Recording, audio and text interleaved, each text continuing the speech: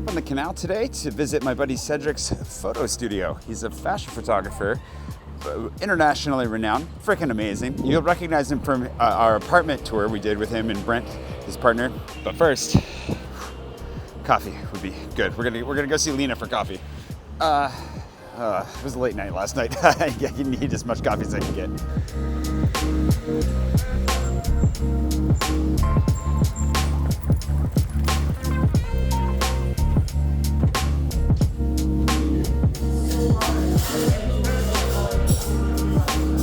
Lena you might recognize from being my fake girlfriend in things like the Date Spot video and also Valentine's Day last year. Oh yeah? The motorcycle thing for... But there was another one this year. What was the other thing? Oh, the Valentine's Day thing? Yeah, there was a TF1, same thing. But it was on TF1. Yeah. If you ever need a gorgeous pretend girlfriend, Lena's got you covered. Oh, 1-800. That was really nice. Lena always brightens my day. But now, we're gonna go see a little behind the scenes fashion photographer studio. What are we getting ourselves into?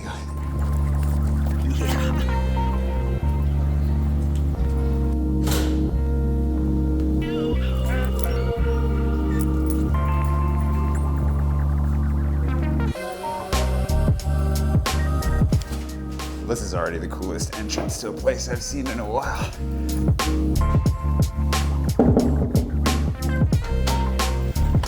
Hey. Hello. Whoa. Hey, Coop. This is cool. Dude, the entrance alone. I know. It's so awesome.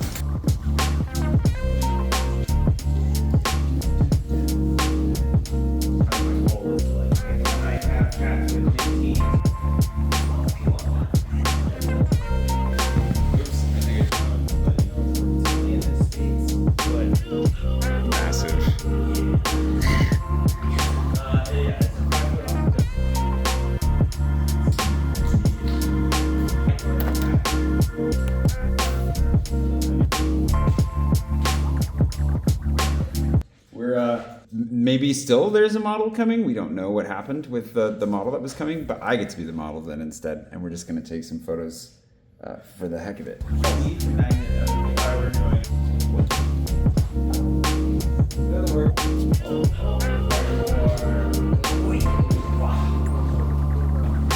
Magnets and big cones. It makes me so nervous. I just look at it. I'm like, oh my God.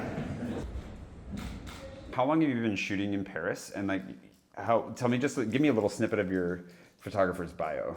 Oh, Jesus. I picked up the camera for the first time in 2007. Okay. I was living in Beijing.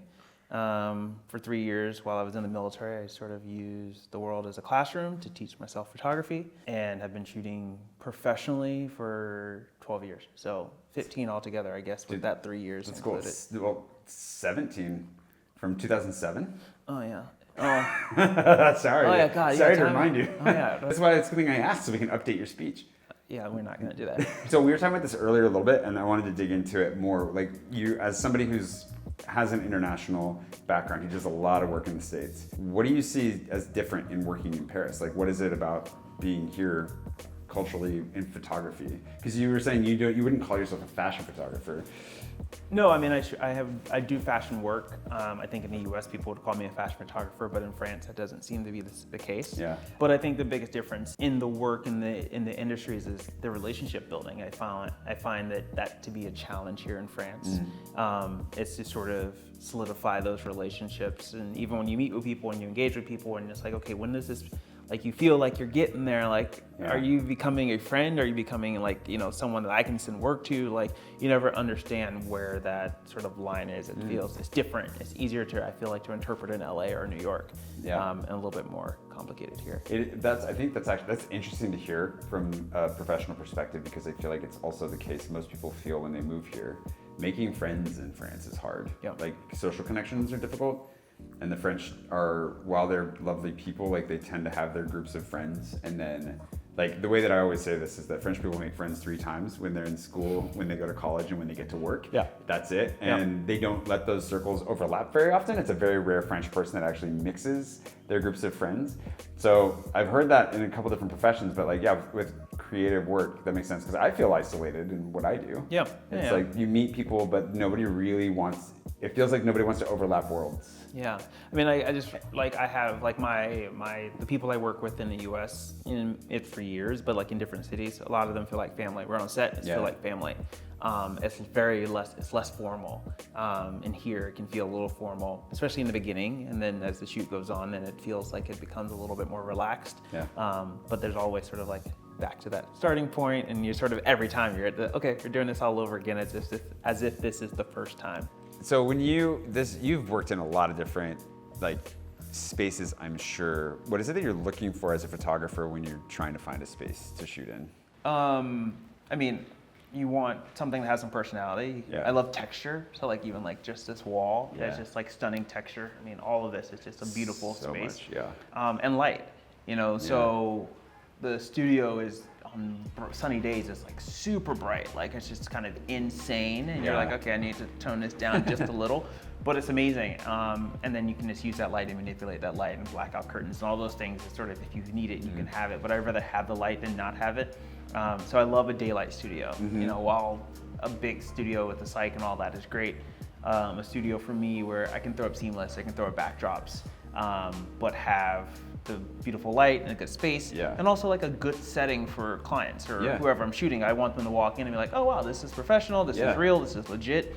And to me, that's always been something that I look at. I hate shooting in studios that feel dingy or kind of thrown together. Well, I was going to ask about actually when you're talking about working with clients too, like today, like when you're working with like a model as opposed to like a paying client who's coming asking for something specific, is it like a portfolio like collaboration, whereas like you want to get photos and that model needs photos, or how does that end up working? Yeah, I mean, often like if I have an idea or have a concept, I'm like, oh, I really want to shoot this beauty look. I can reach out to a makeup artist that I've worked with before and say, hey, do you want to shoot this look? I have this idea. And so then we're all collaborating. So then the intent is that we're all coming in, bringing our time, energy together to create something that's all going to be mutually beneficial for all parties. That's really cool. That to me is the important thing in the collaboration. That's what a collaboration is supposed to be. Too often people are like, oh, I'd love to collaborate with you, but they don't bring any ideas, any concepts, any wardrobe, anything to the table. It's like, okay, then that's not a collaboration. You just want free work. And that's not it. That's not how it should work. Okay, come on up here. I asked you earlier. What are you doing? I can hear him like the little whimpers. He's like, oh, I made a bad choice. I would prefer to be on your lap. I changed my mind. We'll throw this in, kind of like the apartment thing. Do you have any recommendations or suggestions for anybody looking for a space to shoot in Paris? I mean, I think it's great if you can share something with another creative, another photographer, another artist, because it gives you that sense of community. It's one of my favorite things. Is like, I follow my studio mate online on Instagram. I see when she's working.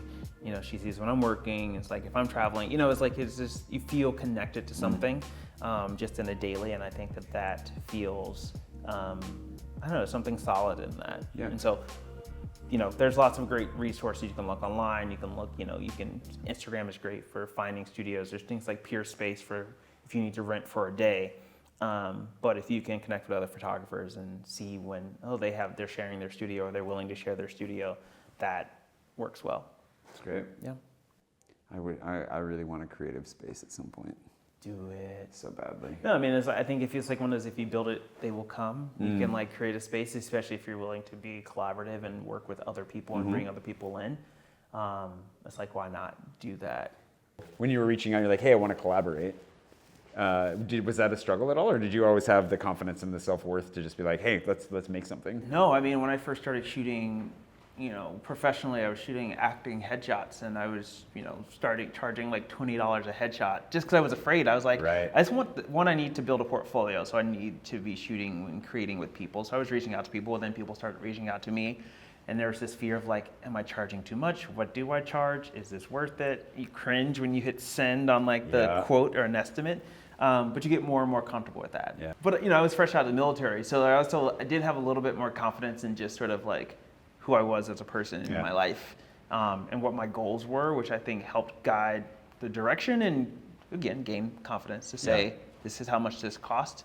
And you're always reevaluating that because like there's inflation and there's you know, all these things are happening. Like the economy, you have to be able to live, and you can't just continue to charge the same. You can't charge the same thing forever. You have to continue to increase your rates, just like corporations do and organizations do. They're charging for products. You're doing a service. You're providing a service, and you have to charge for that. Yep. Your work is amazing. You make some really cool stuff. Well, thank you. If you don't follow him already on Instagram, shame on you. I know, but I'll put a link.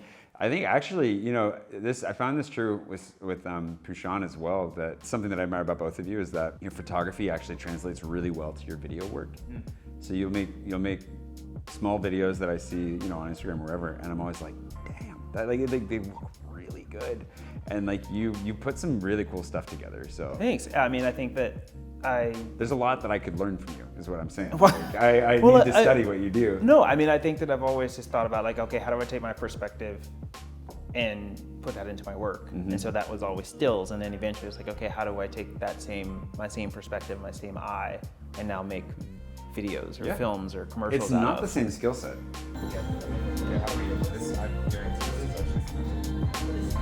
So the way that I learned how to do spot for ketchup